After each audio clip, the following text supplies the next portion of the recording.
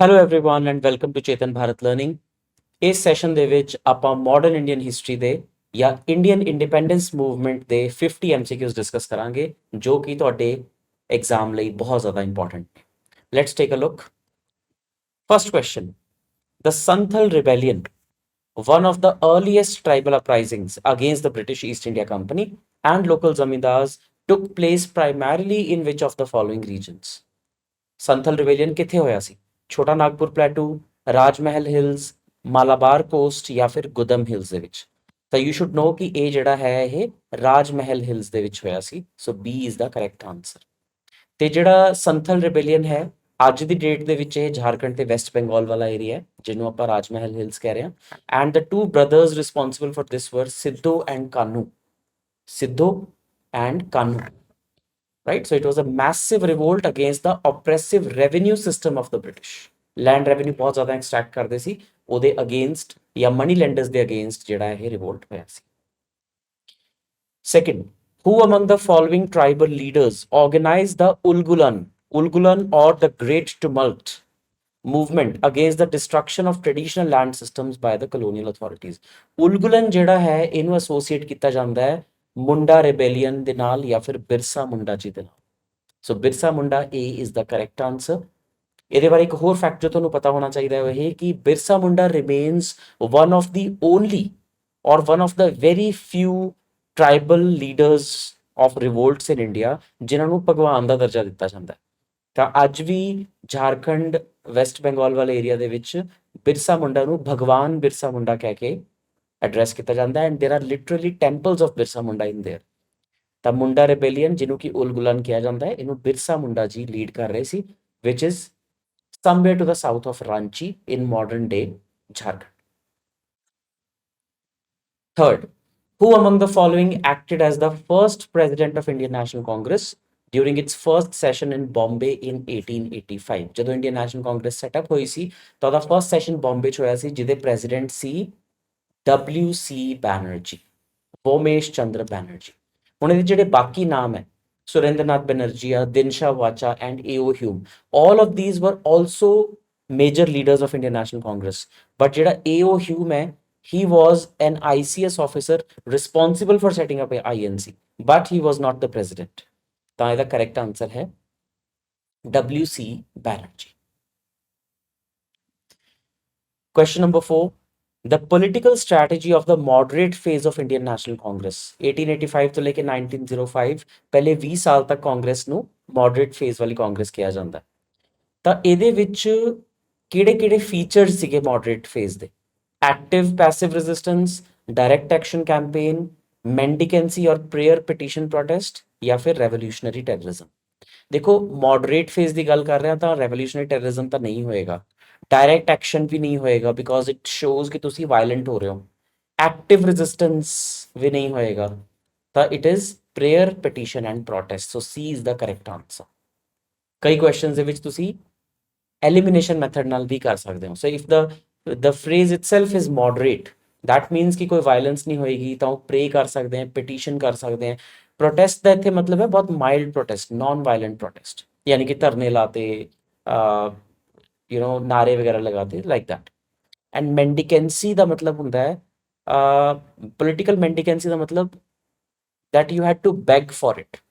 सो ये जिहड़ा फेज है ये बाल गंगाधर तिलक ने मॉडरेट्स ਲਈ ਦਿੱਤਾ ਸੀ because he was an extremist. ਤਾਂ ਉਹ ਕਹਿੰਦੇ ਸੀ ਇਹਨੂੰ ਕਿ ਇਹ ਪੋਲੀਟੀਕਲ ਮੈਂਡੀਕੈਂਸੀ ਹੈ, ਤੁਸੀਂ ਭੀਖ ਮੰਗ ਰਹੇ ਹੋ ਬ੍ਰਿਟਿਸ਼ ਤੋਂ ਜੇ ਤੁਸੀਂ ਪ੍ਰੇਅਰ ਪਟੀਸ਼ਨ ਤੇ ਪ੍ਰੋਟੈਸਟ ਕਰ ਰਹੇ। But of course their techniques were prayer petition and protest, and some prominent moderate leaders were Dadabhai Nauroji and Gopal Krishna Gokhale. Question number 5. Who among the following was the political mentor or guru of Mahatma Gandhi?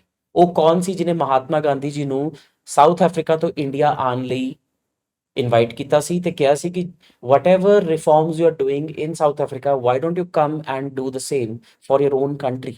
And that person was none other than Gopal Krishna Gokhale. Gopal Krishna Gokhale ਜੀ ਦੀ ਇੱਕ society C servants of India society, ਇਹਨੂੰ ਆ ਕੇ ਗਾਂਧੀ ਜੀ ਨੇ join ਕੀਤਾ ਤੇ ਗੋਪਾਲ ਕ੍ਰਿਸ਼ਨ ਗੋਖਲੇ ਜੀ ਦੇ ਕਹਿਣ ਤੇ ਹੀ ਗਾਂਧੀ ਜੀ ਨੇ ਵਾਪਸ ਆ ਕੇ ਪਹਿਲਾਂ 1 ਸਾਲ ਸਿਰਫ ਪੂਰੇ ਇੰਡੀਆ ਦਾ ਟੂਰ ਕੀਤਾ ਸੀ ਤਾਂ ਕਿ ਉਹਨਾਂ ਨੂੰ ਗਰਾਊਂਡ ਰਿਐਲਿਟੀ ਪਤਾ ਚੱਲ ਸਕੇ। And Mahatma Gandhi ji always kept considering him as his political guru. Question number 6. In response to the partition of Bengal announced by Lord Curzon in 1905, which major nationalist movement was formally launched on 7th of August 1905?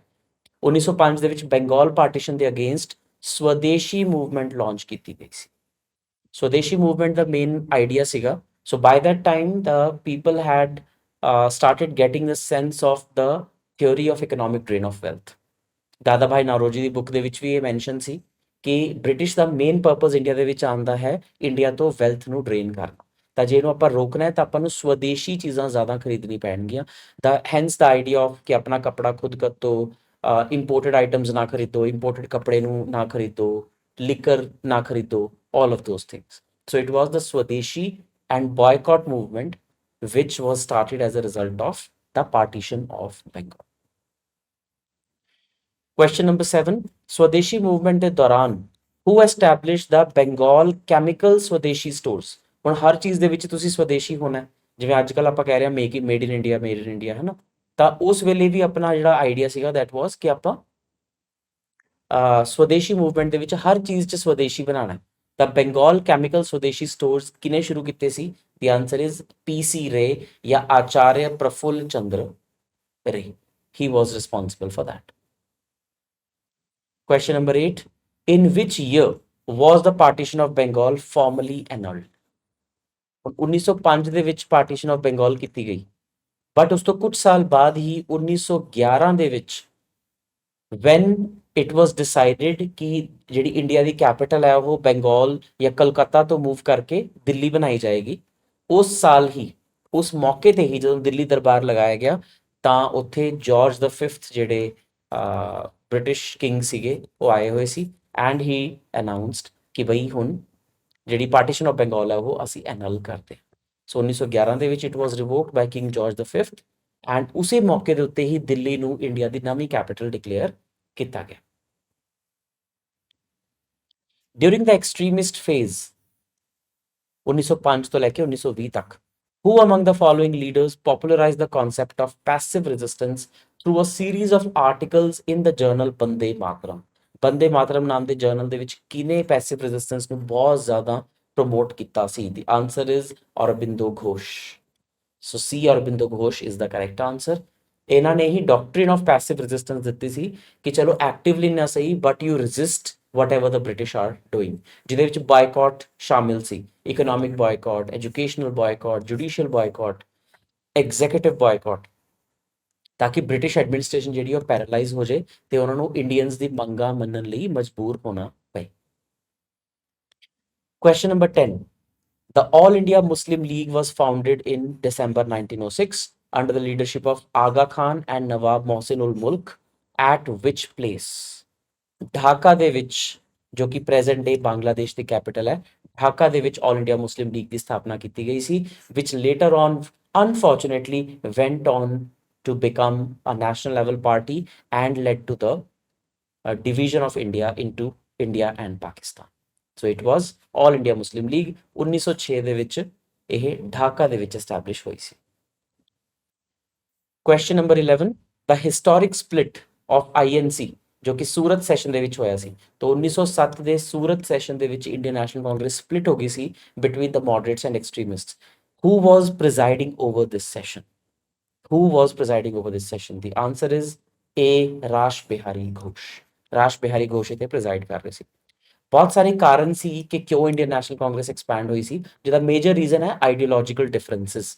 ਜਿਹੜੇ extremist ਸੀਗੇ ਉਹਨਾਂ ਨੂੰ ਲੱਗਦਾ ਸੀ ਕਿ ਮੋਡਰੇਟਸ ਬਹੁਤ ਹੀ ਪਿਆਰ ਨਾਲ ਗੱਲ ਕਰੀ ਜਾ ਰਹੇ ਹਨ, ਜਿਹਦੇ ਕਰਕੇ ਸਾਨੂੰ ਕੋਈ ਕੰਸੈਸ਼ਨ ਨਹੀਂ ਮਿਲ ਪਾ ਰਿਹਾ, ਜਦੋਂ ਕਿ ਜਿਹੜੇ ਮੋਡਰੇਟ ਸੀ ਉਹਨਾਂ ਨੂੰ ਲੱਗਦਾ ਸੀ ਕਿ ਸਾਡੇ ਤਰੀਕੇ ਹੀ ਕੰਮ ਕਰਨਗੇ ਤੇ ਕੁਝ ਟਾਈਮ ਦੇ ਵਿੱਚ ਰਿਫਾਰਮ ਆਉਣ ਹੀ ਵਾਲੇ ਹੈ, which was basically referring to 1909 Morley-Minto reforms। ਤਾਂ ਇਸ ਕਰਕੇ ਇਹਨਾਂ ਦੋਨਾਂ ਦੇ ਵਿੱਚ ਟਸਲ ਹੋਈ and extremists were expelled from the Congress in the Surat session।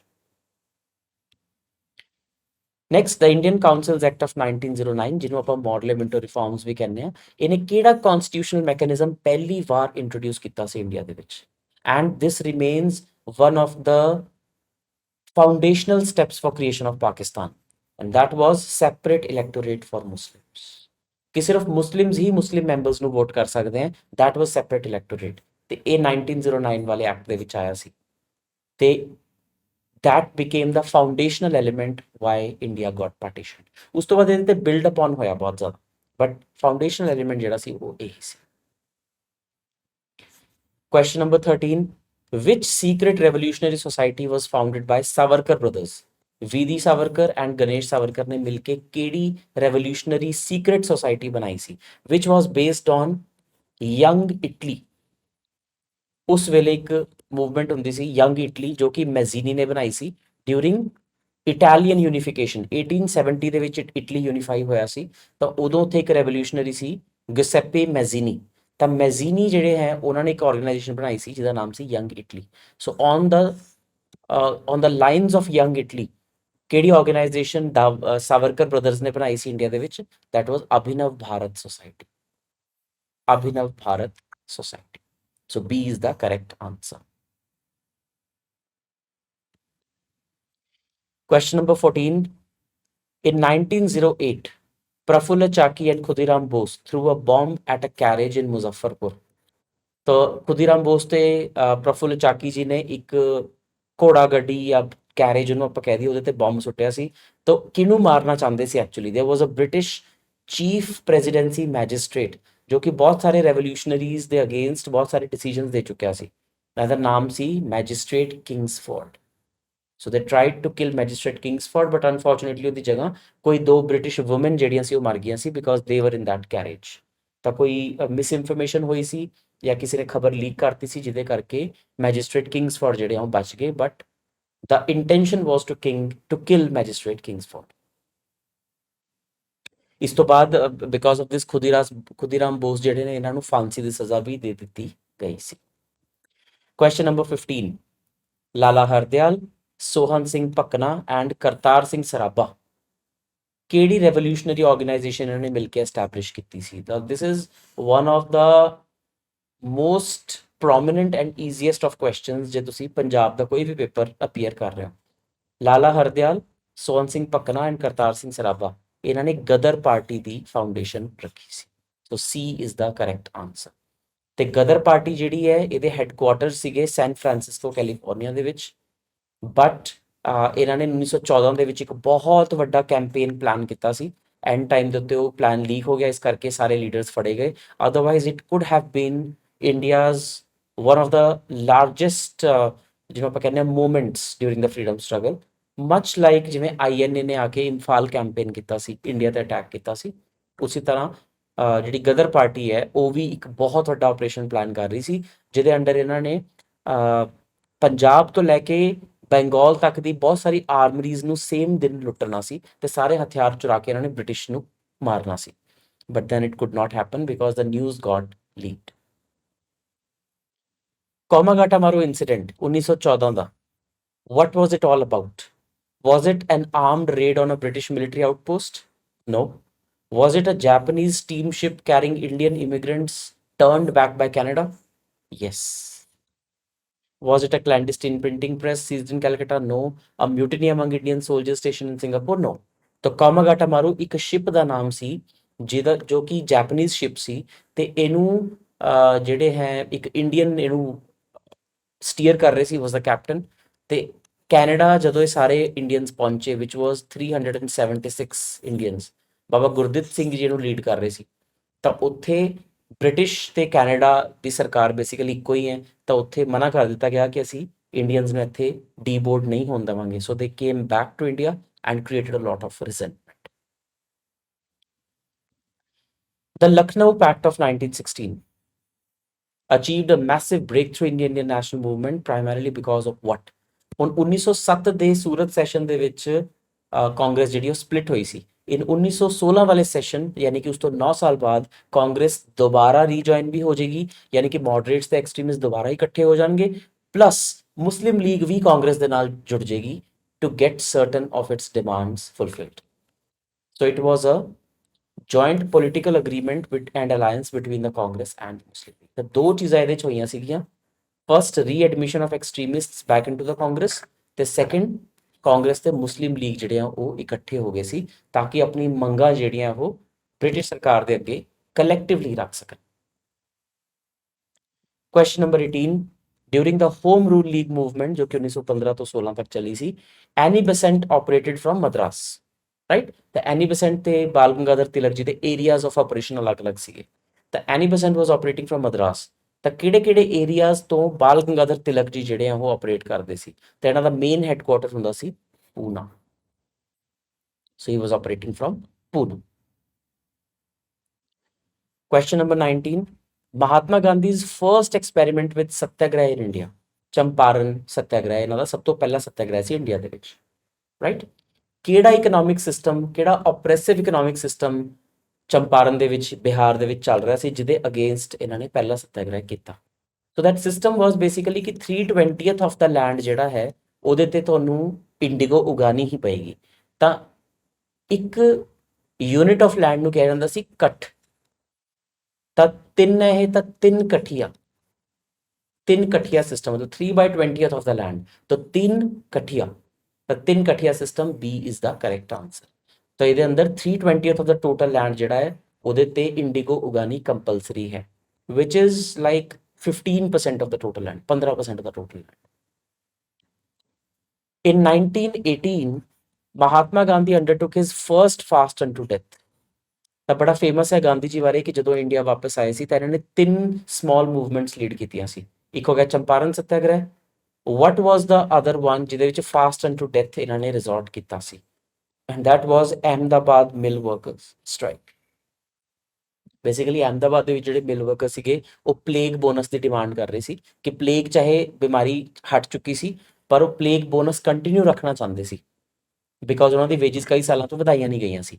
So the factory owners were agreeing for a 20% increase and they were demanding a 50% increase। ਤਾਂ ਗਾਂਧੀ ਜੀ ਨੇ ਦੋਨਾਂ ਦਾ ਵਿੱਚ ਦਾ ਪੁਆਇੰਟ ਕੱਢ ਕੇ 35% ਵੇਜ ਹਾਈਕ ਜਿਹੜੀ ਉਹ ਅਪਰੂਵ ਕਰਵਾਤੀ ਸੀ by going on a fast unto death. ਪਹਿਲੀ ਵਾਰੀ ਗਾਂਧੀ ਜੀ ਨੇ ਆਮਰਨ ਅਨਸ਼ਨ ਦੀ ਟੈਕਨੀਕ ਯੂਜ਼ ਕੀਤੀ ਸੀ ਅਹਿਮਦਾਬਾਦ ਮਿਲ ਵਰਕਰ ਸਟ੍ਰਾਈਕ ਦੇ ਕੇਸ 'ਚ। Question number 21, during the Kheda peasant struggle of 1918, ਇਹ ਤੀਸਰਾ ਰਿਵੋਲਟ ਸੀਗਾ ਖੇੜਾ ਸੱਤਿਆਗ੍ਰਹਿ। ਕੌਣ ਗਾਂਧੀ ਜੀ ਦਾ ਟਰਸਟਡ ਲੈਫਟੀਨੈਂਟ ਬਣ ਗਿਆ ਸੀਗਾ ਜਿਹਨੇ ਕਿ ਫਾਰਮਰਸ ਨੂੰ ਬ੍ਰਿਟਿਸ਼ ਦੇ ਅਗੇਂਸਟ ਮੋਬਿਲਾਈਜ਼ ਕੀਤਾ, and he later on became a very major influence in the freedom struggle. ਤਾਂ ਕੌਣ ਉੱਥੇ ਦੇ ਲੀਡਰ ਸੀਗੇ ਜਿਹੜੇ ਕਿ ਖੇੜਾ ਸੱਤਿਆਗ੍ਰਹਿ ਦੇ ਵੇਲੇ ਜੋ ਕਿ ਗੁਜਰਾਤ 'ਚ ਹੋਇਆ ਸੀ, ਗਾਂਧੀ ਜੀ ਨੂੰ ਗਰਾਊਂਡ ਲੈਵਲ ਤੇ ਲੀਡ ਕਰ ਰਹੇ ਸੀ ਜਾਂ ਉਹਨਾਂ ਨੂੰ ਅਸਿਸਟ ਕਰ ਰਹੇ ਸੀ? ਵਨ ਵਾਜ਼ ਸਰਦਾਰ ਵੱਲਭ ਭਾਈ ਪਟੇਲ, ਅਨਦਰ ਵਾਜ਼ ਇੰਦੂ ਲਾਲ ਯਾਗਨਿਕ, ਇੱਕ ਹੋਰ ਨਾਮ ਵੀ ਹੈ ਬਟ ਉਹ ਇੱਥੇ ਹੈ ਨਹੀਂ, ਸੋ ਬੋਥ A and C would be the correct answer. So the other name here would be Mohan Lal Pandya. ਤਾਂ ਇੰਦੂ ਲਾਲ ਯਾਗਨਿਕ, ਮੋਹਨ ਲਾਲ ਪਾਂਡਿਆ ਤੇ ਸਰਦਾਰ ਵੱਲਭ ਭਾਈ ਪਟੇਲ, ਇਹ ਤਿੰਨੋਂ ਖੇੜਾ ਸੱਤਿਆਗ੍ਰਹਿ ਦੇ ਗਰਾਊਂਡ ਲੀਡਰਸ ਕਹੇ ਜਾ ਸਕਦੇ ਹਨ, ਬਟ ਗਾਂਧੀ ਜੀ ਨੇ ਉੱਥੇ ਆ ਕੇ ਉਹਨਾਂ ਨੂੰ ਅਸਿਸਟ ਕੀਤਾ ਤੇ ਇਹ ਪ੍ਰੋਬਲਮ ਵੀ ਕਾਫੀ ਹੱਦ ਤੱਕ ਸੋਲਵ ਕਰ ਦਿੱਤੀ ਗਈ ਸੀ। The Government of India Act of 1919 ਜਾਂ ਮੌਂਟੇਗੂ ਸ਼ੈਮਸਫੋਰਡ ਰਿਫਾਰਮਸ ਨੇ ਕਿਹੜਾ ਐਡਮਿਨਿਸਟ੍ਰੇਟਿਵ ਸਿਸਟਮ ਇੰਡੀਆ ਦੇ ਵਿੱਚ ਇੰਟਰੋਡਿਊਸ ਕੀਤਾ ਸੀ? The answer is diarchy. Diarchy ਦਾ ਮਤਲਬ ਹੁੰਦਾ ਹੈ, now archy means rule. So if you say monarchy, mono means one. So when one person's rule, it is monarchy. When two persons rule, that is diarchy. Di means two. So rule by the two. ਇੱਥੇ ਦਾ ਮਤਲਬ ਇਹ ਹੋਇਆ ਕਿ ਸਾਰੀ ਜਿਹੜੀ powers ਹੈ ਉਹ ਦੋ ਤਰ੍ਹਾਂ ਡਿਵਾਈਡਡ ਹੋਣਗੀਆਂ, ਇੱਕ ਟਰਾਂਸਫਰਡ ਸਬਜੈਕਟ ਹੋਣਗੇ, ਇੱਕ ਰਿਜ਼ਰਵਡ ਸਬਜੈਕਟਸ ਹੋਣਗੇ। ਰਿਜ਼ਰਵਡ ਸਬਜੈਕਟਸ ਉਹ ਹੋਣਗੇ ਜਿਹੜੇ ਕਿ ਗਵਰਨਰ ਜਾਂ ਐਗਜ਼ੈਕਟਿਵ ਕਾਊਂਸਿਲ ਆਪਣੇ ਕੋਲ ਰੱਖ ਲੇਗੀ। ਟਰਾਂਸਫਰਡ ਸਬਜੈਕਟਸ ਉਹ ਹੈ ਜਿਹੜੇ ਮਿਨਿਸਟਰਸ ਨੂੰ ਐਲੋਕੇਟ ਕਰ ਦਿੱਤੇ ਜਾਣਗੇ, ਟਰਾਂਸਫਰ ਕਰ ਦਿੱਤੇ ਜਾਣਗੇ। ਸੋ ਦਿਸ ਇਜ਼ ਵਾਟ ਡਾਇਆਰਕੀ ਵਾਜ਼। ਇਹਦੇ 'ਚ ਹੁਣ ਟ੍ਰਿਕ ਇਹ ਕੀਤੀ ਜਾਂਦੀ ਸੀ ਕਿ ਰਿਜ਼ਰਵਡ ਸਬਜੈਕਟਸ ਦੇ ਵਿੱਚ ਫਾਈਨਾਂਸ ਰੱਖ ਲਿਆ ਜਾਂਦਾ ਸੀ। So no matter how many other subjects you allocate to the others ਜਾਂ ਟਰਾਂਸਫਰ ਕਰ ਦੋ, ਤਾਂ ਤੁਸੀਂ ਦਿਖਾ ਰਹੇ ਹੋ ਕਿ ਵੀ ਮੈਂ ਗਵਰਨਰ ਹਾਂ, ਮੈਂ ਤਾਂ ਆਪਣੇ ਕੋਲ ਸਿਰਫ ਫਾਈਨਾਂਸ ਰੱਖਿਆ ਹੋਇਆ, like education, healthcare, and all the other portfolios are with other members, but all of them are shallow, all of them are not useful unless they have finance। ਤਾਂ ਫਾਈਨਾਂਸ ਨੂੰ ਰਿਜ਼ਰਵ 'ਚ ਰੱਖ ਲੈਂਦੇ ਸੀ, ਬਾਕੀ ਸਾਰੇ ਟ੍ਰਾਂਸਫਰ ਕਰ ਦਿੰਦੇ ਸੀ। So it was just a fake devolution of power, not real devolution of power, but ਇਸ ਸਿਸਟਮ ਨੂੰ ਆਪਾਂ ਕਹਿੰਦੇ ਹਾਂ ਡਾਇਆਰਕੀ। Question number 23, who was the British Viceroy of India when Rowlatt Act was passed? 1919 ਦੇ ਵਿੱਚ ਜਲਿਆਂਵਾਲਾ ਬਾਗ ਮੈਸੇਕਰ ਹੋਇਆ। ਤਾਂ 1916 ਤੋਂ ਲੈ ਕੇ 1921 ਤੱਕ ਕਾਫੀ ਕ੍ਰੂਸ਼ਲ ਪੀਰੀਅਡ ਫਰੀडम ਸਟਰਗਲ ਦਾ। ਇਹਦੇ ਵਿੱਚ Lord Chelmsford was the viceroy of India.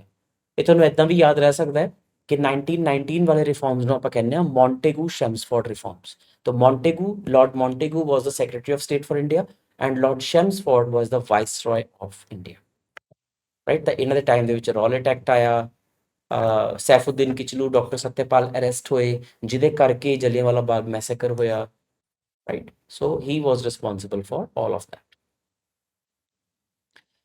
Question number 24. Which committee was appointed by the government to investigate Jallianwala Bagh massacre? Hunter committee ਕਿਹਾ ਜਾਂਦਾ ਜੀ ਇਹਨੂੰ, because ਇਹਦੇ ਜਿਹੜੇ head ਸੀਗੇ, his name was Lord Hunter. ਤਾਂ disorders inquiry committee ਜਾਂ Hunter committee ਨੇ ਜਲਿਆਂਵਾਲਾ ਬਾਗ ਦੇ ਐਕਸੈਸਿਸ ਨੂੰ ਇਨਵੈਸਟੀਗੇਟ ਕੀਤਾ ਸੀ, but it was an eyewash because end ਦੇ ਵਿੱਚ ਇਹਨੇ ਜਿਹੜੇ ਜਨਰਲ ਡਾਇਰ ਸੀ ਉਹਨਾਂ ਨੂੰ ਕਲੀਨ ਚਿੱਟ ਦੇ ਦਿੱਤੀ ਸੀ ਕਿ ਵੀ ਉਹਨਾਂ ਦੀ ਕੋਈ ਗਲਤੀ ਨਹੀਂ ਸੀ, ਹੀ was just ਐਗਜ਼ੀਕਿਊਟਿੰਗ the orders, right. ਤਾਂ ਆਰਡਰ ਸੀਗਾ, ਮਾਰਸ਼ਲ ਲਾਅ ਲਗਾ ਦਿੱਤਾ ਗਿਆ ਸੀ, ਤਾਂ ਲੋਕਾਂ ਦਾ ਇਕੱਠਾ ਹੋਣਾ ਨਹੀਂ ਬਣਦਾ ਸੀ। That is what this committee found out. So that is how unjustifiable it was. Question number 25। Khilafat movement ਜਿਹੜੀ ਲਾਂਚ ਕੀਤੀ ਗਈ ਸੀ ਫਸਟ ਵਰਲਡ ਵਾਰ ਦੇ ਐਂਡ ਤੇ, ਅਲੀ ਬ੍ਰਦਰਸ ਨੇ ਲਾਂਚ ਕੀਤੀ ਸੀ, Shaukat Ali and Muhammad Ali, to protest against the British policy concerning the post-World War I status of the Sultan of which country? First world war ਦੇ ਖਤਮ ਹੋਣ ਤੇ ਕੁਝ ਜੋ ਹਾਰੀ ਹੋਈ ਕੰਟਰੀ ਸੀ ਉਹਨਾਂ ਨੂੰ ਡਿਸਮੈਂਬਰ ਕਰ ਦਿੱਤਾ ਗਿਆ ਸੀ, ਉਹਦੇ ਟੁਕੜੇ ਟੁਕੜੇ ਕਰ ਦਿੱਤੇ ਗਏ ਸੀ, ਤੇ ਉਹਦੇ ਚੋਂ ਇੱਕ ਕੰਟਰੀ ਐਸੀ ਸੀ ਜਿਹਦੇ ਨਾਲ ਮੁਸਲਿਮਸ ਦੇ ਵਰਲਡ ਓਵਰ ਮੁਸਲਿਮਸ ਦੇ ਸੈਂਟੀਮੈਂਟ ਜੁੜੇ ਹੋਏ ਸੀ, ਬਿਕੋਜ਼ ਦਾ ਖਲੀਫਾ or the caliph of the Muslims was ruling over that country and that country was Turkey. ਅੱਜ ਦੀ ਡੇਟ 'ਚ ਇਹਦਾ ਨਾਮ ਹੈ ਤੁਰਕੀਏ। ਤਾਂ ਉਸ ਟਾਈਮ ਇਹਦੇ ਜਿਹੜੇ ਮੁਸਲਿਮ ਖਲੀਫਾ ਹੁੰਦੇ ਸੀ was equivalent to what you have the pope in case of Roman Catholics today. ਤਾਂ ਉਹਨਾਂ ਦੀ ਟਰਕੀ ਦੀ ਜਿਹੜੀ ਏਰੀਆਜ਼ ਨੇ ਉਹਨੂੰ ਡਿਸਮੈਂਬਰ ਕਰ ਦਿੱਤਾ ਗਿਆ ਸੀ। ਫॉर ਐਗਜ਼ਾਮਪਲ ਸੀਰੀਆ ਅਲੱਗ, ਪੈਲਸਟੀਨ ਅਲੱਗ, ਜਾਰਡਨ ਅਲੱਗ, ਇਹ ਸਾਰੇ ਪਹਿਲਾਂ ਟਰਕੀ ਦੇ ਅੰਡਰ ਹੁੰਦੇ ਸੀ। So dismemberment of Turkey hurt the religious sentiments of Muslims all over the world, ਤੇ ਉਹਦੇ ਅਗੇਂਸਟ ਇੰਡੀਆ ਦੇ ਵਿੱਚ ਖਿਲਾਫਤ ਮੂਵਮੈਂਟ ਲਾਂਚ ਕੀਤੀ ਗਈ। Question number 26. Which specific violent incident in February 1922 compelled Mahatma Gandhi to call off non-cooperation movement? Non-cooperation movement 1920 ਦੇ ਵਿੱਚ ਸ਼ੁਰੂ ਕੀਤੀ ਗਈ ਸੀ ਤੇ 1922 ਦੇ ਵਿੱਚ ਇਹਨੂੰ ਐਬਰਪਟਲੀ ਕਾਲ ਆਫ ਕਰ ਦਿੱਤਾ ਗਿਆ because of the Chauri Chaura incident. Chauri Chaura incident present day Uttar Pradesh ਦੇ ਵਿੱਚ ਗੋਰਖਪੁਰ ਏਰੀਆ ਦੇ ਵਿੱਚ ਹੋਇਆ ਸੀ, ਜਿੱਥੇ ਕੁਝ ਪੁਲਿਸ ਵਾਲੇ ਪ੍ਰੋਟੈਸਟਿੰਗ ਲੋਕਾਂ ਨੂੰ ਰੋਕ ਰਹੇ ਸੀ ਤੇ ਪੁਲਿਸ ਵਾਲਿਆਂ ਨੇ ਉਹਨਾਂ ਲੋਕਾਂ ਨੂੰ ਬਹੁਤ ਜ਼ਿਆਦਾ ਮਾਰਕੁੱਟ ਕੀਤੀ। ਤਾਂ ਉਹ ਲੋਕ ਪੁਲਿਸ ਨੂੰ ਚੇਜ਼ ਕਰਨ ਲੱਗ ਗਏ, ਭੱਜਣ ਲੱਗ ਗਏ ਪੁਲਿਸ ਵਾਲਿਆਂ ਦੇ ਪਿੱਛੇ। ਪੁਲਿਸ ਵਾਲੇ ਇੰਨੀ ਭੀੜ ਦੇਖ ਕੇ ਜਾ ਕੇ ਚੌਰੀ ਚੌਰਾ ਦੇ ਪੁਲਿਸ ਸਟੇਸ਼ਨ ਦੇ ਵਿੱਚ ਛੁਪ ਗਏ, ਆਪਣੇ ਆਪ ਨੂੰ ਬੰਦ ਕਰ ਲਿਆ ਉਹਨਾਂ ਨੇ, ਤੇ ਲੋਕਾਂ ਨੇ ਪੁਲਿਸ ਸਟੇਸ਼ਨ ਨੂੰ ਅੱਗ ਲਗਾ ਦਿੱਤੀ। ਸੋ ਇਨ ਦਿਸ ਇਨਸੀਡੈਂਟ 22 ਪੁਲਿਸਮੈਨ ਵਰ ਬਰਨਟ ਅਲਾਈਵ। ਤਾਂ ਇੰਨਾ ਜ਼ਿਆਦਾ ਵਾਇਲੈਂਟ ਇਨਸੀਡੈਂਟ ਜਦੋਂ ਹੋਇਆ ਤਾਂ ਗਾਂਧੀ ਜੀ ਨੇ ਕਿਹਾ ਕਿ this is against my ethos of non violence and hence he called off non cooperation movement. ਇਹਦਾ ਉਸ ਟਾਈਮ ਬਹੁਤ ਜ਼ਿਆਦਾ ਕ੍ਰਿਟਿਸਿਜ਼ਮ ਵੀ ਕੀਤਾ ਗਿਆ ਬਿਕੋਜ਼ ਕਈ ਕ੍ਰਿਟਿਕਸ ਦੇ ਅਕੋਰਡਿੰਗ ਦ ਮੂਵਮੈਂਟ ਵਾਜ਼ ਗੋਇੰਗ ਰੀਅਲੀ ਵੈਲ, ਤਾਂ ਜਿਹਨੂੰ ਕਾਲ ਆਫ ਨਾ ਕੀਤਾ ਜਾਂਦਾ ਤਾਂ ਬਹੁਤ ਵਧੀਆ ਮੋਮੈਂਟਮ ਬਣ ਸਕਦਾ ਸੀ। But then some other critics argue ਕਿ ਜਿਹੜੀ ਪਬਲਿਕ ਪੇਸ਼ੈਂਸ ਹੁੰਦੀ ਹੈ ਜਾਂ ਪੇਸ਼ੈਂਸ ਆਫ ਦਾ ਮੌਬ ਹੁੰਦੀ ਹੈ ਉਹਦੀ ਇੱਕ ਲਿਮਿਟ ਹੁੰਦੀ ਹੈ। ਤਾਂ ਕਿਉਂਕਿ ਇਸ ਮੂਵਮੈਂਟ ਨੂੰ ਚੱਲਦੇ ਆਲਰੇਡੀ 2 ਸਾਲ ਹੋ ਚੁੱਕੇ ਸੀ, probably Gandhi ji was looking for an excuse to call off the movement, ਤਾਂ ਕਿ ਲੋਕਾਂ ਨੂੰ ਦੁਬਾਰਾ ਰਿਪਲੈਨਿਸ਼ ਕੀਤਾ ਜਾ ਸਕੇ for the next phase of struggle. Question number 27. Under the leadership of Vallabhbhai Patel, Bardoli Satyagrah was successfully organized against whom? Was it against the Tinkathia system? No. Against an arbitrary 22% increase in land revenue assessment? Yes. ठीक है जी, अचानक ही उत्थों ਦੀ ਸਰਕਾਰ ਨੇ basically British ਨੇ land revenue ਅਚਾਨਕ ਵਧਾ ਦਿੱਤਾ ਸੀ, ਡਿਸਪਾਈਟ ਦਾ ਫੈਕਟ ਕਿ ਉੱਥੇ ਪ੍ਰੋਡਿਊਸ ਬਹੁਤ ਘੱਟ ਹੋਈ ਸੀ। ਤਾਂ ਇਸ ਤੋਂ ਤੰਗ ਹੋ ਕੇ ਵੱਲਭ ਭਾਈ ਪਟੇਲ ਜੀ ਦੀ ਲੀਡਰਸ਼ਿਪ ਦੇ ਅੰਡਰ ਬਾਰਦੋਲੀ ਸੱਤਿਆਗ੍ਰਹਿ ਹੋਇਆ, ਵਿਚ ਇਜ਼ ਇਨ ਪ੍ਰੈਜ਼ੈਂਟ ਡੇ ਗੁਜਰਾਤ। ਤੇ ਉੱਥੇ ਦੇ ਜਿਹੜੇ ਲੋਕ ਸੀ ਉਹ ਇੰਨੇ ਜ਼ਿਆਦਾ ਖੁਸ਼ ਹੋਏ ਸਰਦਾਰ ਵੱਲਭ ਭਾਈ ਪਟੇਲ ਦੀ ਲੀਡਰਸ਼ਿਪ ਤੋਂ ਕਿ ਉੱਥੋਂ ਦੀ ਵਿਮਨ ਨੇ ਇਹਨਾਂ ਨੂੰ ਸਰਦਾਰ ਦਾ ਟਾਈਟਲ ਦਿੱਤਾ ਕਿ ਅੱਜ ਤੋਂ ਅਸੀਂ ਤੁਹਾਨੂੰ ਸਰਦਾਰ ਵੱਲਭ ਭਾਈ ਪਟੇਲ ਕਹਾਂਗੇ, and that became his life long you can say prefix to his name or his moniker. The first RTC or first round table conference 1930 London ਦੇ ਵਿੱਚ ਹੋਈ ਸੀ was boycotted by which major group? ਸੋ 1930 ਦੇ ਵਿੱਚ civil ਡਿਸਓਬੀਡੀਐਂਸ movement India ਦੇ ਵਿੱਚ ਸ਼ੁਰੂ ਹੋ ਚੁੱਕੀ ਸੀ ਤੇ ਇਹਦੇ ਵਿੱਚ ਬਹੁਤ ਸਾਰੇ ਇੰਡੀਅਨ ਨੈਸ਼ਨਲ ਕਾਂਗਰਸ ਦੇ ਲੀਡਰਸ ਨੂੰ ਅਰੈਸਟ ਕਰ ਲਿਆ ਗਿਆ ਸੀ ਤਾਂ ਇਨ ਪ੍ਰੋਟੈਸਟ ਕਿ ਸਾਡੇ ਸਾਰੇ ਲੀਡਰਸ ਤਾਂ ਜੇਲ੍ਹ ਦੇ ਵਿੱਚ ਹੈ, how can we go and join your round table conference in London? The Indian National Congress was the one which boycotted the first RTC. Next, March 1931 ਦੇ ਵਿੱਚ ਗਾਂਧੀ ਇਰਵਿਨ ਪੈਕਟ ਸਾਈਨ ਹੋਇਆ which was between Mahatma Gandhi and Lord Irwin, the then Viceroy of India. What was the consequence of this pact? ਇਸ packet ਦੇ under Congress ਨੇ agree ਕੀਤਾ ਕਿ ਅਸੀਂ civil ਡਿਸਓਬੀਡੀਐਂਸ movement suspend ਕਰ ਦਾਂਗੇ ਤੇ ਜਾ ਕੇ second round table conference attend ਕਰਾਂਗੇ ਤੇ ਬਦਲੇ ਚ ਬ੍ਰਿਟਿਸ਼ ਨੇ ਕੀ ਪ੍ਰੋਮਿਸ ਕੀਤਾ ਬਹੁਤ ਸਾਰੀ ਚੀਜ਼ਾਂ ਕਿ ਜਿੰਨੇ ਲੋਕਾਂ ਦੇ ਅਗੇਂਸਟ ਹੁਣ ਤੱਕ ਕੇਸਿਸ ਦਰਜ ਹੋਏ ਆ ਜਿਹੜੇ ਕਿ ਵਾਇਲੈਂਸ ਦੇ ਕੇਸ ਨਹੀਂ ਹੈ ਬਾਕੀ ਨਾਰਮਲ ਕੇਸਿਸ ਆ ਉਹ ਸਾਰੇ ਅਸੀਂ ਵਾਪਸ ਲੈ ਲਾਂਗੇ ਜਿਨ੍ਹਾਂ ਲੋਕਾਂ ਨੇ ਰੈਜ਼ਿਗਨੇਸ਼ਨ ਦਿੱਤੇ ਆ ਉਹ ਸਾਰੇ ਅਸੀਂ ਦੁਬਾਰਾ ਰੀਇਨਸਟੇਟ ਕਰ ਲਾਂਗੇ ਕੁਝ ਜੋ ਥੋੜਾ ਬਹੁਤ ਨੁਕਸਾਨ ਹੋਇਆ ਉਸੇ ਭਰਪਾਈ ਕਰ ਦਾਂਗੇ so it was a good agreement but ਉਹਦੇ ਚ ਕਾਂਗਰਸ ਨੇ ਪ੍ਰੋਮਿਸ ਕੀਤਾ ਕਿ ਅਸੀਂ ਹੁਣ ਸੀਡੀਐਮ ਸਸਪੈਂਡ ਕਰ ਦਾਂਗੇ ਤੇ ਅਸੀਂ ਜਾ ਕੇ ਸੈਕੰਡ ਆਰਟੀਸੀ ਚ ਹਿੱਸਾ ਲਵਾਂਗੇ and then Gandhi ji was sent to participate in the second round table conference. Question number 30. Okay, that was the next question. Who was the sole official representative of Indian National Congress in the second round table conference of 1931?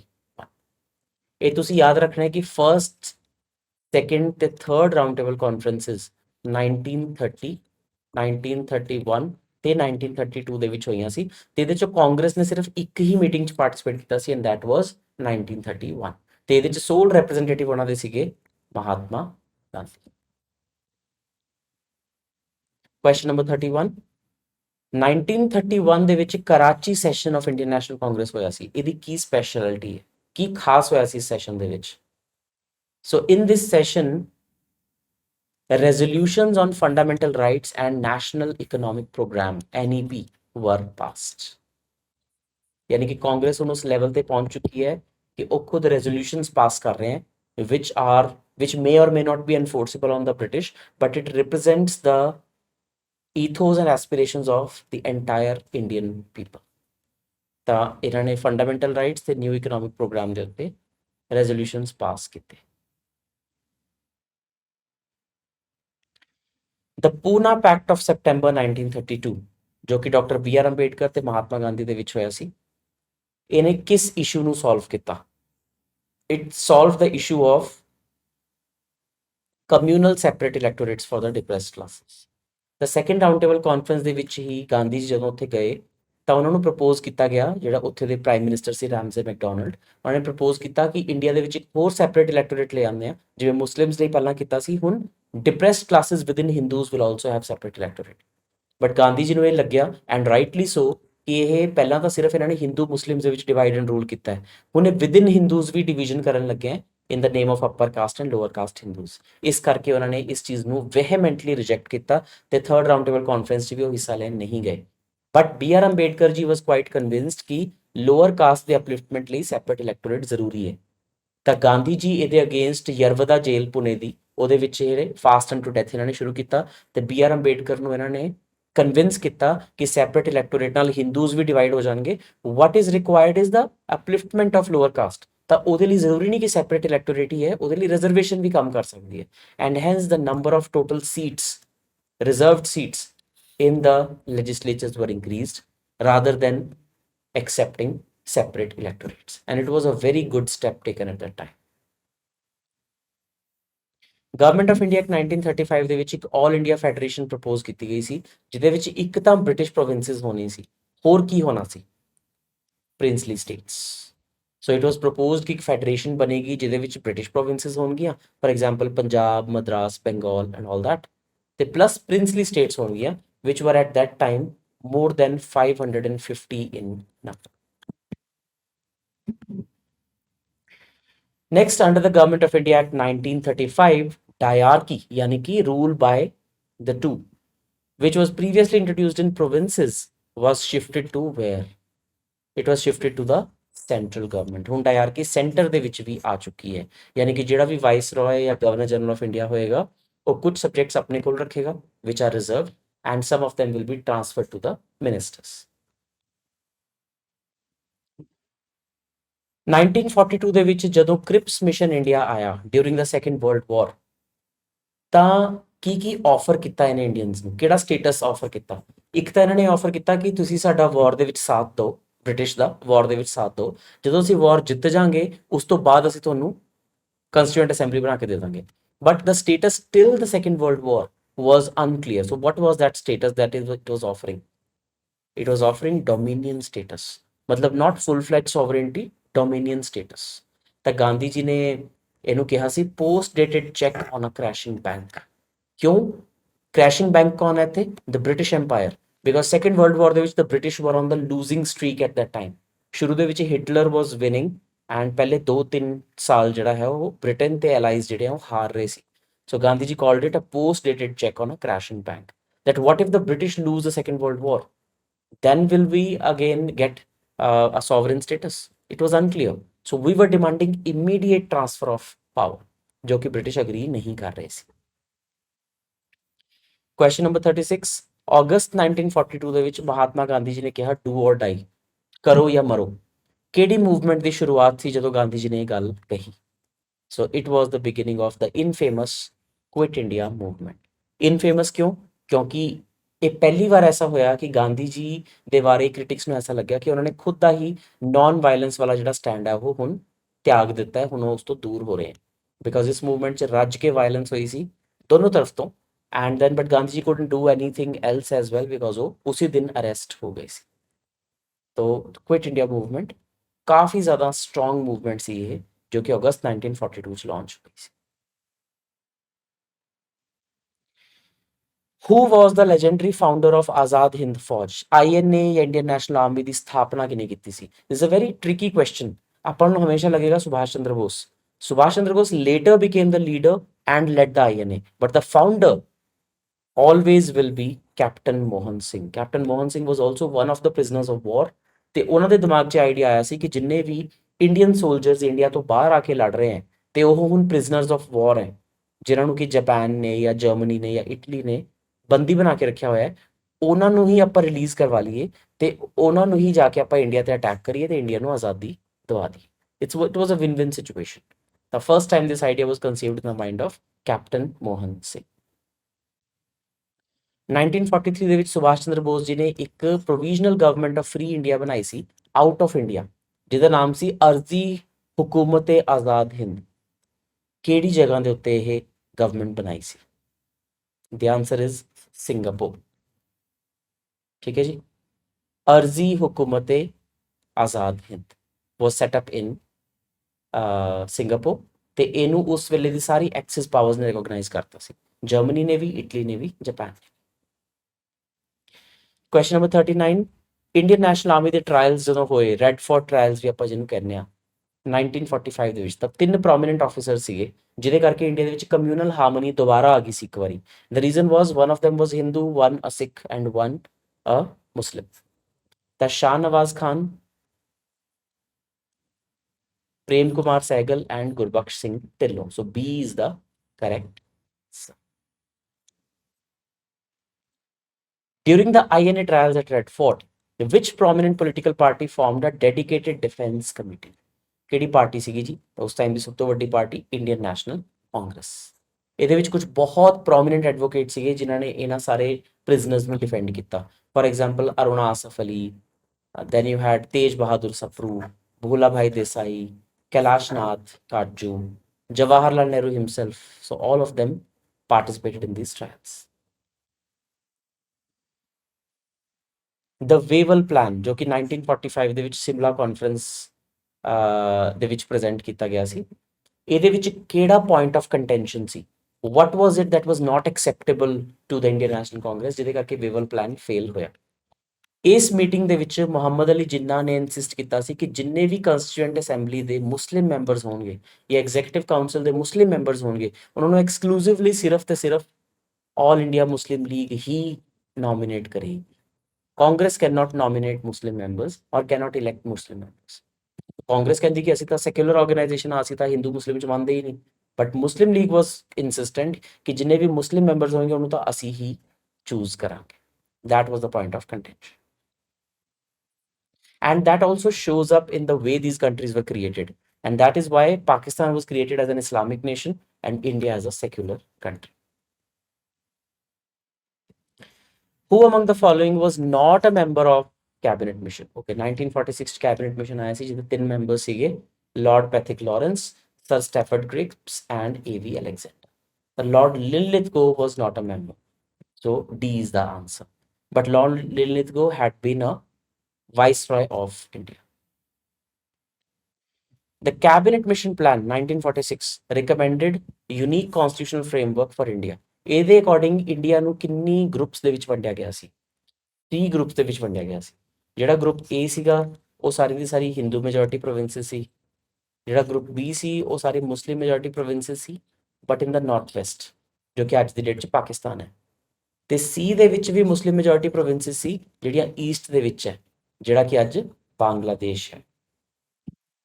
Right, ਤਾਂ 3 categories ਦੇ ਵਿੱਚ status ਨੂੰ ਵੰਡਿਆ ਗਿਆ ਸੀ। ਸੋ 3 groups is the correct answer. Following the breakdown of constitutional talks under the cabinet mission, Muslim League launched a direct action day. ਹੁਣ cabinet mission ਦੇ ਦੌਰਾਨ ਕੋਈ ਵੀ ਕਲੀਅਰ ਪ੍ਰਪੋਜ਼ਲ ਨਹੀਂ ਸੀ ਕਿ ਪਾਕਿਸਤਾਨ ਕ੍ਰੀਏਟ ਹੋਏਗਾ, ਤਾਂ ਮੁਸਲਿਮ ਲੀਗ ਨੂੰ ਲੱਗਿਆ ਕਿ ਇਹੀ ਟਾਈਮ ਹੈ ਜੇ ਕੁਝ ਵੀ ਮੰਗਣਾ ਤਾਂ ਆਜ਼ਾਦੀ ਤੋਂ ਐਗਜ਼ੈਕਟ 1 ਸਾਲ ਪਹਿਲਾਂ 16 ਅਗਸਤ 1946 ਨੂੰ ਮੁਸਲਿਮ ਲੀਗ ਨੇ ਆਬਜ਼ਰਵ ਕੀਤਾ ਡਾਇਰੈਕਟ ਐਕਸ਼ਨ ਡੇ, ਜਿਸ ਦਿਨ ਪੂਰੇ ਇੰਡੀਆ ਦੇ ਵਿੱਚ ਬਹੁਤ ਜਗ੍ਹਾ ਕਮਿਊਨਲ ਰਾਈਟਸ ਹੋਏ, ਮੁਸਲਿਮ ਨੇ ਪ੍ਰੋਟੈਸਟ ਕੀਤੇ and they demanded a creation of Pakistan. Mountbatten plan ਆਇਆ ਜੂਨ 3 1947 ਦੇ ਵਿੱਚ, ਠੀਕ ਹੈ ਜੀ। Through which method was NWFP and Sylhet of Assam were decided. Basically ਜਿਹੜੇ ਏਰੀਆਜ਼ ਦੇ ਵਿੱਚ ਹਿੰਦੂਜ਼ ਐਂਡ ਮੁਸਲਿਮਸ ਜਾਂ ਸਿੱਖਸ ਐਂਡ ਮੁਸਲਿਮਸ ਕਾਫੀ ਹੱਦ ਤੱਕ ਬਰਾਬਰ ਹੈ, ਉੱਥੇ ਲੋਕਾਂ ਤੋਂ ਵੋਟ ਪਵਾ ਕੇ ਪੁੱਛਿਆ ਗਿਆ ਕਿ ਤੁਸੀਂ ਇੰਡੀਆ ਦਾ ਪਾਰਟ ਬਣਨਾ ਕਿ ਪਾਕਿਸਤਾਨ ਦਾ ਪਾਰਟ ਬਣਨਾ। So the answer here is a public plebiscite or referendum. ਇਹਦੇ ਨਾਲ ਡਿਸਾਈਡ ਕੀਤਾ ਗਿਆ ਕਿ ਏਰੀਆਜ਼ ਇੰਡੀਆ 'ਚ ਜਾਣਗੇ ਜਾਂ ਪਾਕਿਸਤਾਨ 'ਚ। Which British jurist was appointed as the chairman of Boundary Commission, ਜਿਹਨੇ ਇੰਡੀਆ ਪਾਕਿਸਤਾਨ ਨੂੰ ਡਿਵਾਈਡ ਕੀਤਾ? So it was Sir Cyril Radcliffe, and that is the reason we call it the Radcliffe line, which is true for most of the borders। जिन्हें भी borders ਦੇ ਨਾਮ ਹੈ, ਚਾਹੇ ਉਹ this Radcliffe line ਹੋ ਗਿਆ, ਚਾਹੇ ਉਹ McMahon line ਹੋਗੀ, ਚਾਹੇ ਉਹ Durand line ਹੋਗੀ, they are named after one or the other individual। Question number 47, Indian Independence Act 1947 ਦੇ according princely states the key, what did the princely states get? Were they forced to merge into India? No. They were automatically annexed into Pakistan? No. British suzerainty over them lapsed, leaving them free to join either dominion or remain independent। ਉਹਨੂੰ choice ਦੇ ਦਿੱਤੀ ਕਿ ਤੁਸੀਂ ਇਕੱਲੇ ਵੀ ਰਹਿ ਸਕਦੇ ਹੋ, India ਦਾ part ਵੀ ਬਣ ਸਕਦੇ ਹੋ, ਪਾਕਿਸਤਾਨ ਦਾ ਵੀ ਬਣ ਸਕਦੇ ਹੋ। 3 choices with every princely state। British prime minister ਕੌਣ ਸੀਗੇ ਉਸ ਵੇਲੇ ਜਦੋਂ ਮਾਊਂਟਬੈਟਨ ਪਲਾਨ ਨੇ ਇੰਡੀਆ ਦੀ ਪਾਰਟੀਸ਼ਨ ਨੂੰ ਆਊਟਲਾਈਨ ਕੀਤਾ? The answer is Clement Attlee. He was the Prime Minister of Britain at that time. Who was appointed as the first Governor General of Independent Dominion of India? ਉਸ ਦਿਨ ਨਵਾਂ governor general ਕੌਣ ਸੀ? So basically Lord Mountbatten ਹੀ ਉਹਨਾਂ ਨੇ agree ਕਰਤਾ ਸੀ that I will continue even after independence. But then a few months after that, the first Indian to become an Indian Governor General, first Indian was C. Rajagopalachari, who was the first as well as last Indian ever to hold this position। ਜਦੋਂ ਇਹਨਾਂ ਦੀ position ਨੂੰ ਖਤਮ ਕੀਤਾ ਗਿਆ ਤਾਂ it was taken over by the President of India in 1950। Last question, tryst with destiny speech ਜਿਹੜੀ ਜਵਾਹਰ ਲਾਲ ਨਹਿਰੂ ਜੀ ਨੇ ਦਿੱਤੀ ਸੀ ਕਿ today marks a tryst with destiny। So centuries ago India saw a dream, today this dream is fulfilled। ਤਾਂ ਇਹ ਆਜ਼ਾਦੀ ਦੀ ਰਾਤ ਨੂੰ 14-15 ਅਗਸਤ ਦੀ ਰਾਤ ਨੂੰ ਇਹ ਸਪੀਚ ਦਿੱਤੀ ਗਈ ਸੀ 12 ਵਜੇ। ਦਾ ਕੁਐਸਚਨ ਇਜ਼ ਕਿ ਕਿੱਥੇ ਦਿੱਤੀ ਗਈ ਸੀ ਇਹ ਸਪੀਚ? ਲੋਕ ਸਭਾ ਦੇ ਵਿੱਚ, ਕੰਸਟੀਟਿਊਐਂਟ ਅਸੈਂਬਲੀ 'ਚ, ਚੈਂਬਰ ਆਫ ਪ੍ਰਿੰਸਸ 'ਚ ਜਾਂ ਇੰਪੀਰੀਅਲ ਲੈਜਿਸਲੇਟਿਵ ਕਾਉਂਸਲ 'ਚ? The answer is Constituent Assembly of India, which had already started sitting since 9th of December 1946। ਤੇ ਇਹਨੇ ਆਪਣੀ ਲਾਸਟ ਸਿਟਿੰਗ ਕੀਤੀ ਸੀ ਰਫਲੀ ਅਰਾਊਂਡ 26th of November 1949। ਠੀਕ ਹੈ ਜੀ, 3 ਸਾਲ ਦੇ ਵਿੱਚ ਕਨਸਟੀਟਿਊਸ਼ਨ ਲਿਖਿਆ ਗਿਆ। ਉसी ਕੰਸਟੀਟਿਊਂਟ ਅਸੈਂਬਲੀ ਦੇ ਸਾਹਮਣੇ ਖੜੇ ਹੋ ਕੇ ਜਵਾਹਰ ਲਾਲ ਨਹਿਰੂ ਜੀ ਨੇ ਰਾਤ ਨੂੰ 12 ਵਜੇ tryst with destiny speech deliver ਕੀਤੀ ਸੀ। ठीक है जी। So these all these were the questions quite important from modern history perspective for your exam. Do revise them properly. That is all. Thank you and all the best.